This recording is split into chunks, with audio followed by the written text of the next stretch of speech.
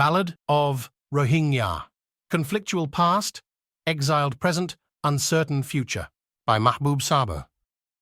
Chapter 2. The Rohingyas. Myanmar government doesn't recognize Rohingyas as her legitimated ethnic group. Rather, they preferred to identify them as Bengali Muslims who, according to the Burmese, had migrated to Rakhine State since the beginning of British colonial rules. Bangladesh government, on the other hand, has also adhered to the official statement of Myanmar government in characterizing this group, and as such, Rohingya communities, those are currently residing, both legally and illegally, within the Bangladeshi border, are officially termed as Bangla-speaking Myanmar citizens, BSMC, and after the August 2017 exodus, forcibly displaced Myanmar National FDMN. The seemingly identical views of both the governments in addressing Rohingya issue is not without its own detriments embedded within. By characterizing them as BSMC or FDMN, Bangladeshi Authority has also acknowledged these communities, whatever we named them, as Myanmar citizens, a source of potential conflict between these two southeastern neighbors, as Myanmar government doesn't recognize them as one of their legitimate ethnic groups.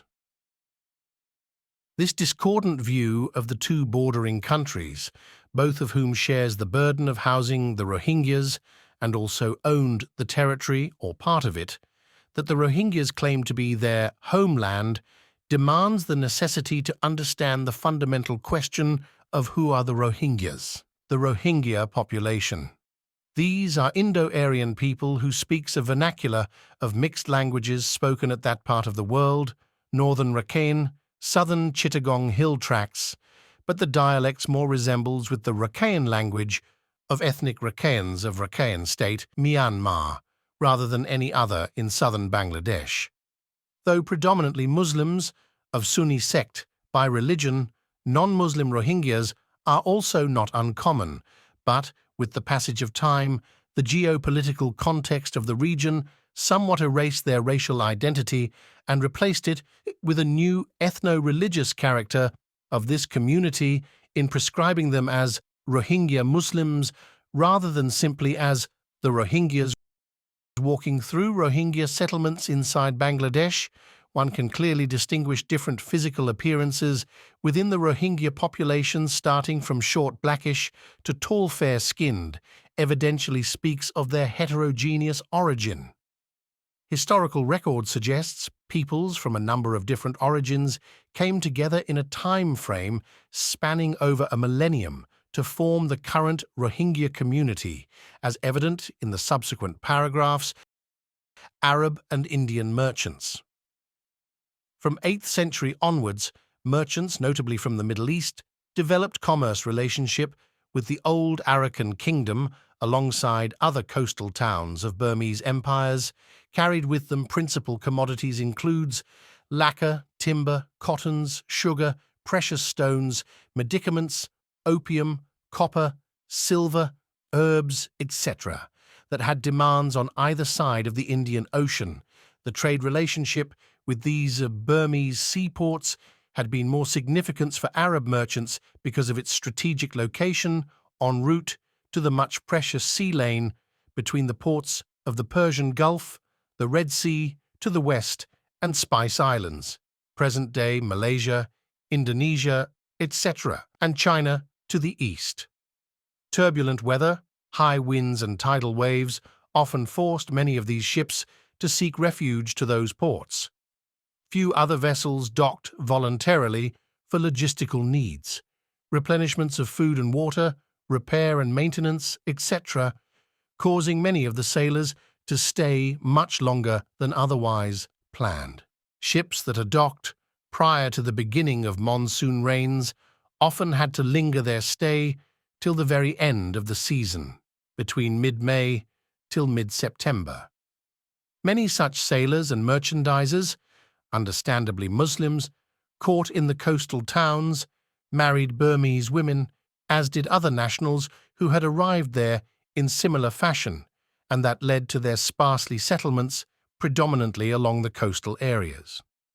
With the passage of time, such long stays contributed toward the increase in Muslim population. Much like the Arab merchants, business communities from the coastal areas of south and southeastern India, Bengal, Karnataka, Tamil Nadu, etc., had also their trade relationship with the old Arakan kingdom and so developed their colonies in Arakan state. Sea lane monopoly of the Arab merchants started declining from late 15th century with the arrival of European traders equipped with advanced steamships. The Portuguese came first, followed by the Dutch, the British, and finally the French. As these newcomers assumed increasing control over Asian trade, the Muslims' trading positions were gradually usurped and virtually came to an end at the middle of 16th century. Bengal Sultanate of Gaur, 15th century, witnessed a major demographic shift in the Arakan state. In 1404, internal feud broke out between the ruling king of Arakan, Naramekla, also known as Minsor Mun, 1404 to 1434, and local land lords, forcing the king to flee to Bengal and took refuge at the court of King Ahmed Shah at Gaur, near the present-day Malda district of West Bengal, India, capital of the Bengal Sultanate. For the next 3 decades, Naramekla remained at the court of Gaur, where he served as an officer in Ahmad Shah's army and fought in his wars. In 1429, Ahmad Shah's successor, Sultan Jalaluddin Muhammad Shah, granted Naramekla's request and gave him an army of 20,000 forces under the command of General Wali Khan to restore the throne of Arakan. But this military assistance also came with a set of preconditions which Naramekla agreed to abide by. Those are: a Muslim title must be used by the king of Arakan. B. The court emblem must be inscribed with Kalima Tayyuba in Persian. C. The coins, medallions must be inscribed with Kalima Tayyaba in Persian and to mint them in Bengal. D. To use Persian as the court language of Arakan. E. To return the 12 towns of Bengal. F. To pay taxes and presents annually. The Bengal army swiftly drove through local opposition forces to conquer Arakan, and Naramekla ascended the throne in 1430. But dispute immediately broke out between the general and the king, and Wali Khan arrested Naramekla to proclaim himself as the new ruler of Arakan. Upon hearing the betrayal of his general, Sultan Jalaluddin Muhammad Shah sent another powerful army, now headed by General Sandi Khan, and succeeded Naramekla in reconquering Arakan. The accompanying soldiers of the Bengal army, predominantly Muslims by religion, but also includes native Indians of various faiths and Afghan mercenaries, remained loyal to their new master Naramekla and were appointed in prestigious positions, including king's personal guards, settled in nearby villages of the new capital Mrauk-U, alternatively spelled as Mrauk-U and Mraohang in Rohingya colloquial, and the community developed by the process of intermarriage with the local women. Relation with Bengal remained extremely cordial for the next 100 years, and an influx of Muslim officials, including ministers and courtiers, physicians, soldiers, both cavalry and infantry, merchants, traders, laborers and workers continued to pour in to the Arakan kingdom, who were soon absorbed in the general population. In accordance with the 6 prejudices, King Naramekla introduced coinage system bearing the kalima on one side of it as used in the Bengal Sultanate, and successive Arakan kings started adopting a Muslim title besides their native name communique with the outside world. A consolidated list of 18 kings of the kingdom of Mrauk-U with their Muslim titles is shown in the follows paragraph. A. Naramekla Sulaiman Shah, 1430 to 1434 AD. B. Menkari, a.k.a. Naranu Ali Khan, 1434 to 1459. C. Basor Pru, Kalima Shah, 1459 to 1482. D. Daulia Matu Shah, 1482 to 1492. E. Basor Neo Muhammad Shah, 1492 to 1493. Efran Aung Nuri Shah, 1493 to 1494. G. Salim Gathu, Sheikh Abdul Shah, 1494 to 1501. H. Meng Raza, Ilyas Sna, 1501 to 1513. I. Kasabadi, Ilyas Shah, 1513 to 1515. J. Mang Sa-U, Jalal Shah, 1515. K. Thatasa, Ali Shah, 1515 to 1521. L. Min Kaung Raza, El Shah Azad, 1521 to 1531. M. Min Bin, A. Min Pagri, Zabuk Shah, 1531 to 1553. N. Mindika Daud Khan, 1553 to 1555. O. Min Falaung, Sikender Shah, 1571 to 1591. P. Min Razagri, Salim Shah, 1593 to 1612. Q. Min Kamaung, Hussein Shah, 1612 to 1622.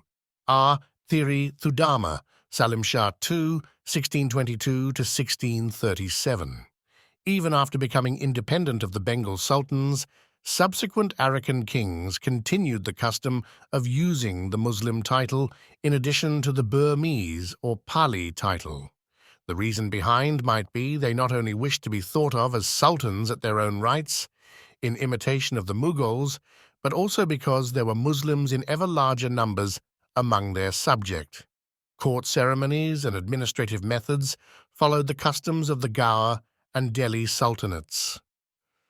There were eunuchs, harems, slaves, and hangmen, and many expressions in use at court were Mughals. Successive kings also maintained large Muslim military units, and these units were costumed to organize military parade in the king's crowning ceremony. The parade used to be inaugurated by the Muslim cavalry unit with 600 horsemen. Muslims also held eminent posts, despite the fact that the kingdom remained Buddhists.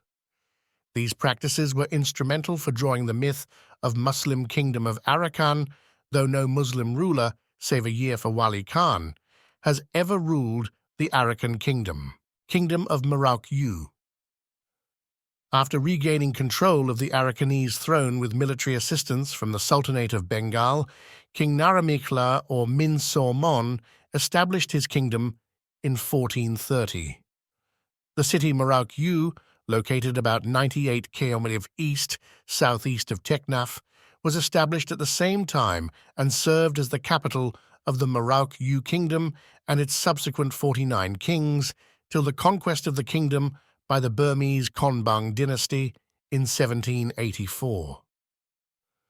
Arakan remained subordinate to Bengal until 1531, and after Sultan Jalaluddin Muhammad Shah's death in 1433, the kingdom witnessed its greatest expansions and glory for the next 350 years. Naramikla's successors invaded Bengal and occupied Ramu and Chakaria by 1440 and Chittagong by 1460, and would continue to hold Chittagong until 1666, though their suzerainty was not without challenges and periodically lost control over the city. The Bengalis, who came with King Naramikla during his reconquest of his kingdom, formed their own settlements in the region, and their connectivity and influence within the kingdom both grew over the next centuries.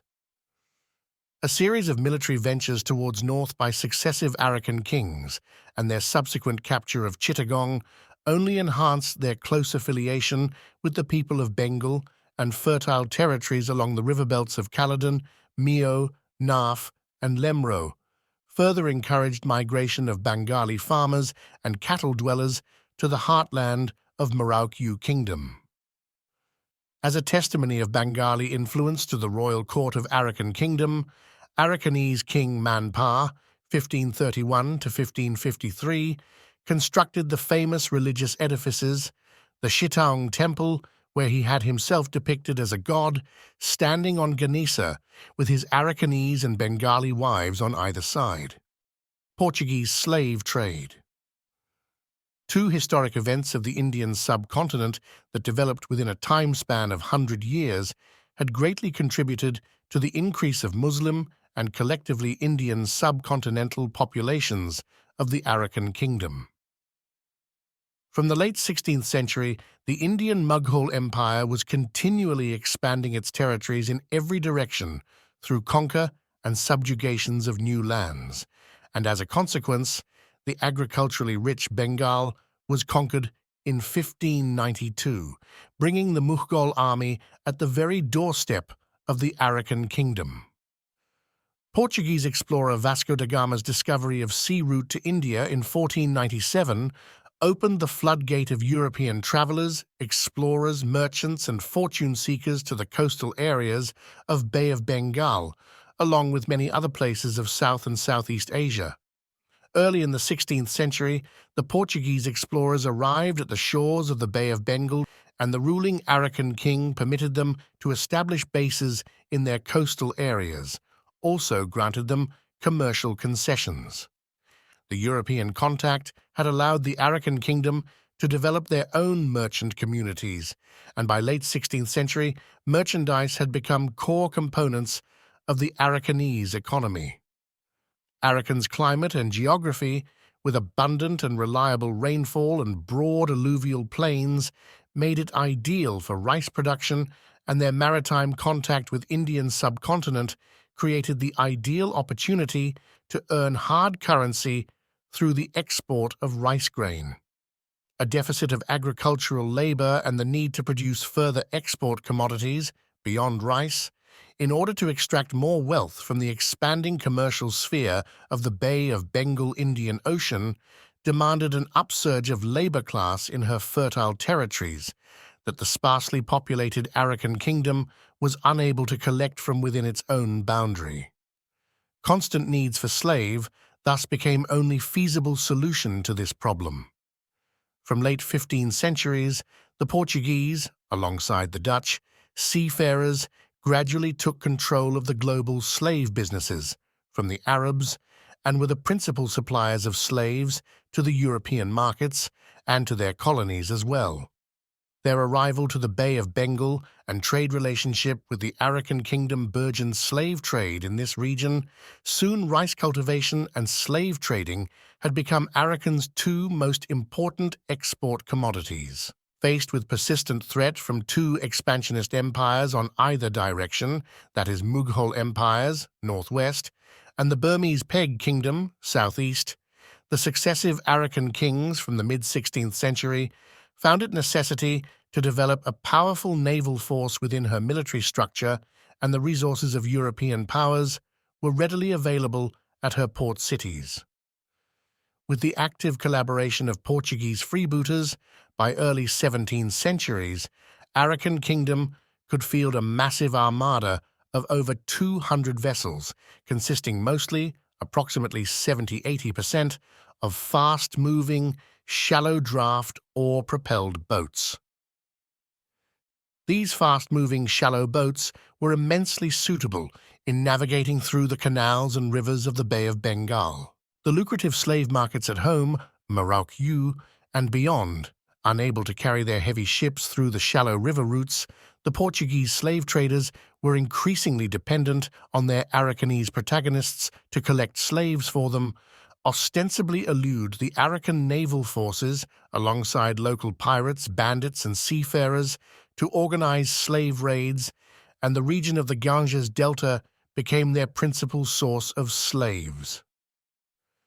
Contemporary French traveler François Bernier wrote in his travelogue that the well-armed Portuguese and Arakanese pirates sometimes sailed up the delta, Ganges Delta, approximately 120 miles from the coast. Sometimes inhabitants of entire villages were captured and sold as slaves, and all the properties in the villages were looted. The Mughal naval force stationed at Dhaka could do very little to defend the frontier. Sometimes only 4 or 5 ships of Arakanese and Portuguese pirates could destroy 14 or 15 gunboats of Mughal forces. Another European traveller, Sabistan Manrique, noted that in the 5 years between 1630 and 1635, the pirates brought 18,000 people to be sold in Mrauk-U. Mughal historian Shahabuddin Talish also wrote an account of the nature and extents of slave trading network of the Bay of Bengal area. Arakan pirates, both Mag and Feringhi, used constantly to come by the water route and plunder Bengal. They carried off the Hindus and Muslims, male and female, great and small, few and many, that they could seize, pierced the palms of their hands, passed thin cane through the holes, and threw them one above another under the deck of their ships. In the same manner as grain is flung to fowl, every morning and evening they threw down from above uncooked rice to the captives as food. On their return to their homes, they employed the few hard-lived captives that survived this treatment with great disgrace in tillage and other hard tasks according to their power. Others were sold to the Dutch, the English and French merchants at the ports of the Deccan. The Portuguese-Arakan military cooperation went much further than providing training and supply of advanced weapons. Even there are instances of Portuguese soldiers that is holding command appointments within the Arakan hierarchy. The fate of these slaves, majority of whom were of Indian subcontinental origin, were not only confined to their laborious employment in rice cultivations, other service sectors, that is building of dams and embankments along the lowland of the riversides, aromatic woods, larch, ivory and beeswax, etc., had also received slave labours.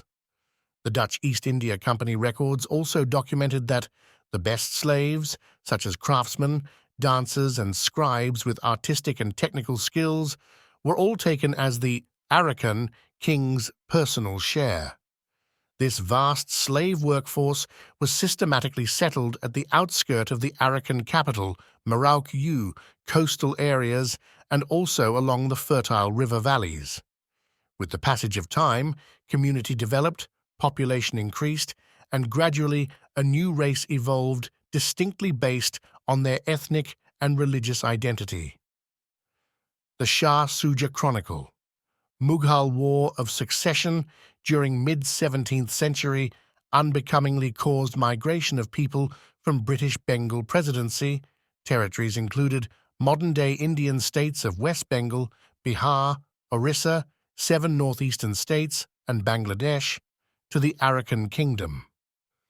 After about 30 years in power, ruling Mughal Emperor Shah Jahan, the 8th of November 1627, 02 August 1658, fell seriously ill that abruptly triggered bitter rivalry amongst his 4 sons for ascension to the throne. Emperor Shah Jahan had entrusted his sons to govern 4 territories of his kingdom. The first son, Dara Shikoh, was the viceroy of the Punjab and the provinces on the northwest, including northern Pak-Afghan region. Second son, Shah Shuja, was the governor of Bengal, less present-day Chittagong division, which was under Arakan Kingdom, and Orissa. The third, Aurangzeb, held the command of the Deccan region, Andhra Pradesh, Karnataka, and part of Tamil Nadu, India, and Murad Baksh was in charge of the provinces of Gujarat and Malwa. Thus, each prince had sufficient cash and a large provincial force at his command, with which they could contend against the claims of their brothers. The ensuing turmoils that often indulged into a series of battles, conspiracy, and political maneuver, Aurangzeb finally came out victorious and ascended the throne on the 31st of July, 1658. The coronation ceremony took place on the 13th of June, 1659. En route to power, Aurangzeb apprehended both Dara and Murad. Both of them were later publicly executed and placed his frail father, Shah Jahan, under house arrest in Agra Fort. After subduing the 2 brothers, Aurangzeb amassed a massive army to confront his last remaining brother. In the ensuing Battle of Kajwa, Shah Suja's army was defeated and surrendered, while Suja himself fled from the battleground. Unwilling to leave any potential contender for the throne, Aurangzeb sent another army under the command of his most loyal general Mir Jumla to pursue Shah Suja. With no hope to rule any part of Mughal Empire and an imminent threat of public execution if apprehended alive, Shah Suja fled Bengal for good and was aiming to get shelter in Arakan. In preparation, Shah Suja sent his eldest son Sultan Zain-ul-Din, or Sultan Bang, to the Arakan court with a plea for temporary refuge and, in time, to assist him with ships to take him to Mecca for pilgrimage. With the promise of King Sanda Thudama, reigned 1652 to 1684, the ruling king of Arakan Kingdom, Shah Suja took preparation for this journey to Mrauk-U, the capital of Arakan Kingdom. Different historical accounts suggested Shah Suja with his entourages, that includes 1,000 palanquins or carriers carrying the harem ladies, 2 vessels of gold, silver, jewel, treasures, and other royal appendages, along with servants and royal guards numbering in thousands, arrived at Dhaka on the 12th of April 1660. From Dhaka, he boarded on Arakan-bound ships on the 12th of May at Bulua, near present-day Noakhali, Bangladesh, disembarked at Chittagong, then a major city under Arakanese rule, and stayed for few days. From Chittagong, Shah Suja took an overland route, travelled almost along the modern-day Chittagong-Cox's Bazaar Highway for about 13 days, and briefly stopped on the eastern bank of Naf River, few kilometres north of Mungdor town, present-day Rakhine State, Myanmar, took the sea route again, and finally arrived at Mrauk-U on the 26th of August, 1660. The initial days of Shah Suja at the Arakan capital was warm and cordial. The king of Arakan granted him asylum and gave a house with full facilities. His companions, though the exact figure could not be determined, neither was it mentioned in any contemporary documents, but their numbers believed to be few thousands, were also settled in nearby areas. These Mughal entourages of both Bengal and Turco-Mongol origin, blended with the local populations, gave rise to new ethnic communities that merged with the local Muslim communities and poured into the Rohingya society. At this junction, it will be unwise not to continue the Shah Suja chronicles to its very painful ends. The apparent warm relationship between the Mughal entourage and the Arakan kingdom soon fell at dismay. The detailed cause of sudden scandalous relationship between the two royal courts were difficult to determine. Both Rohingya and the Rakhine historians were earnestly honest to draw their versions of the story in glorifying their own ancestors while castigating the opponent. A few such accounts that decremented to the declining relationship between Mughal prince and the Arakan king is listed below. A. The Arakan kingdom was intimidated by Mughal Emperor Aurangzeb's demand to deliver Shah Suja along with his family to the Mughal court. B. King Sanda Thudhama's lust for Shah Suja's treasures. C. King Sanda Thudhama's proposal to marry Shah Suja's youngest daughter, Amina Begum, an offer that the Mughal prince vehemently refused. D. Shah Suja's fancy for power and a desire to recreate another branch of the Mughal dynasty at Arakan. In February 1661, Shah Suja staged a coup against the ruling Arakan king with the help of his own soldiers, the Muslim units under King's army and the local Muslim population, but the consequence was disastrous. The plot was uncovered by the king's spy well in advance. Though the mutineers succeeded in burning down the royal palace and killed a few royal elites, the Arakan soldiers overpowered them soon. The entire family of Shah Suja was slaughtered. Along with many of the mutineers, Shah Suja himself fled to the hills, possibly eastward towards the Arakan range, running from north to south, and was later captured and executed on the 7th of February 1661. All of his family members were apprehended and thrown into captivity and to the royal harem and were executed by the end of 1663. Those of Shah Suja's soldiers who escaped the massacre were later admitted into the king's military. Mass migration from British India. Prior to British invasion of Burma in early 19th century, a sizable Muslim community was already in existence at Arakan. The percentage of the Muslims within the total population of Arakan at the time of the British conquest has been discussed amid some controversy, with their estimated percentage rose to as high as 30%, according to some British historians. But this estimate remained questionable because the official British census reports in 1869 and 1870 put the share of the Muslim population at Arakan at about 5%, that signify a decline of the Muslim population between 1830s to 1850s with no apparent reasons. The British Indian Army conquered Arakan from the Burmese kingdom after the First Anglo-Burmese War, 1824 to 1826, and annexed it with the Bengal Presidency. Rapid demographic and economic changes took place after the opening of the Suez Canal in 1869. The new maritime corridor acted as a powerful stimulus for the export of rice and conditioned a growing demand for labor. To facilitate mass grain production, with rice as its principal commodity, migration of peasants and coolies from different parts of British India was orchestrated. The biggest attraction for the Indians to come and seek their fortune in Burma was the fact that salaries and wages there were much higher than in India. Hence, thousands of Indian laborers, especially from Madras, Bengal, and Punjab, began to enter Burma. The Indian migratory workers can be differentiated in 5 categories. A. Permanent settlers. B. Long-term settlers who came to seek their fortune in the then most prosperous country in Southeast Asia, but for retired life, they preferred to stay in India rather than in Burma. C. Seasonal workers who came for a fixed short period. D.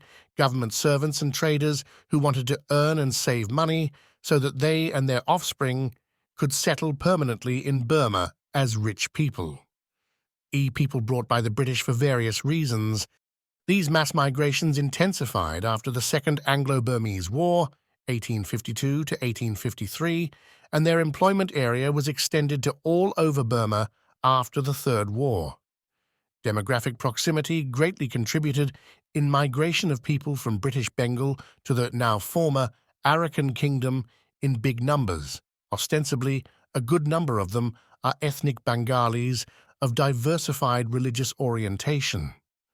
These settlers, thriving for fortune, occupied the fertile and arable territories along the 4 major river systems of this area, that is Naaf, Mayo, Lemro, and Caledon River basins, often, allegedly, evicting the local Rakhine communities. Different British governments' records suggested in 40 years of time space, 1871 to 1911, the Mangdor township had alone received about 40,000 Indian settlers annually. The Akyab, Sitwe district census reports of 1871, 1901, and 1911 had clearly shown the gradual increase of such settlements in Mangdor township as projected in the following table. The table has 4 columns: races, 1871, 1901, and 1911. The table also has a remark column that explains that Mohammedan was the term the British authority often used to define the Muslim communities of Arakan. The population of Mohammedans shifted from 58,255 in 1871 to 154,887 in 1901, and from that to 178,647 in 1911. The population of Burmese shifted from 4,632 in 1871 to 35,751 in 1901, and from that to 92,185 in 1911. The population of Arakanese, Rakhine, shifted from 171,612 in 1871 to 230,649 in 1901, and from that to 209,432 in 1911. The population of Shan shifted from 334 in 1871 to 80 in 1901, and from that to 59 in 1911. The population of hill tribes shifted 38,577 in 1871, 35,489 in 1901, and from that 34,020 in 1911. The others' population shifted from 606 in 1871 to 1355 in 1901, and from that to 1146 in 1911.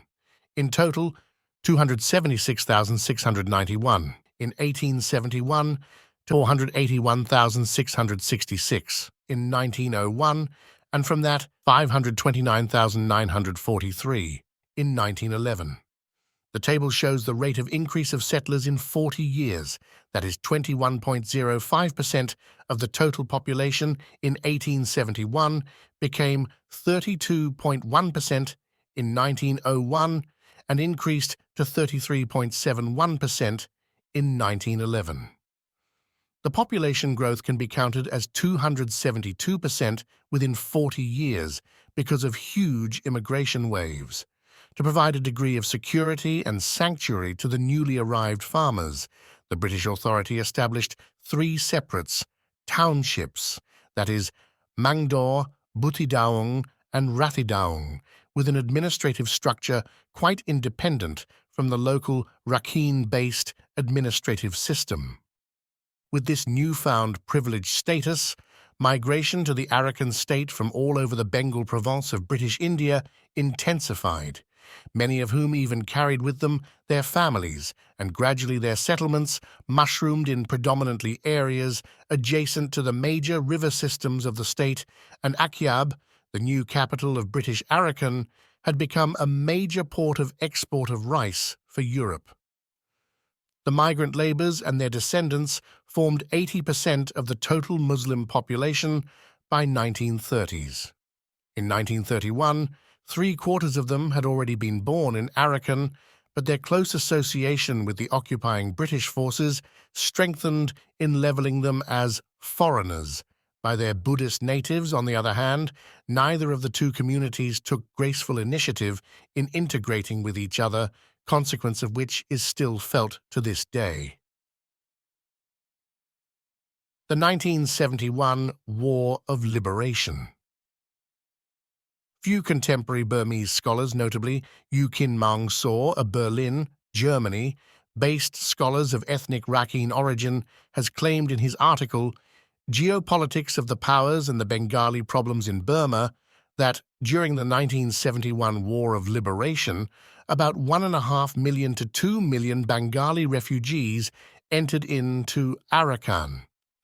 Almost all of them, though, returned to the newly independent Bangladesh at the end of the war, but the war-ravaged economy in Bangladesh, coupled with better opportunity, have allowed many of those returnees to cross back to Burma. Mr. Kin Maung failed to present any evidence to support his claim of Bangladesh's return to Burma after 1971, and was refuted almost unanimously by every scholar, save few Burmese propagandists. Thank you for listening to Chapter 2 of Ballad of Rohingya by Mahbub Saber. Thank you for being a growing part of our growing audiobook community. Our next content is Chapter 3, The Identity Crisis. Make sure to hit the subscribe button and ring the notification bell to listen our new audiobook.